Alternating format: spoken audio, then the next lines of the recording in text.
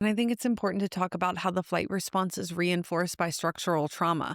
Because while chronic flight often begins in developmental environments where stillness wasn't safe or it's been misattuned, it's reinforced and amplified by the world that we live in, where systemic oppression, cultural conditions, and capitalistic values are all rewarded by being in motion and penalize rest, making it even harder to interrupt the survival pattern.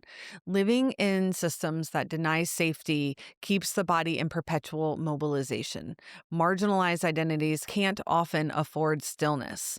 This constant output, proving worth, or staying 10 steps ahead of something becomes a conditioned response to real systemic threat. Societal messaging devalues fear and glorifies hustle.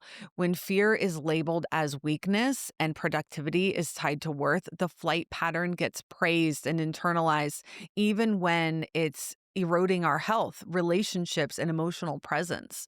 How this impacts emotional expression and attunement is that over time, this creates a reflexive pattern where movement replaces emotion. The nervous system defaults to action, working, scrolling, cleaning, fixing, not because it feels good, but because the body has learned that staying in this constant state of motion is safer than feeling what's underneath of the motion. So this becomes a hardwired loop of fleeing emotion through action.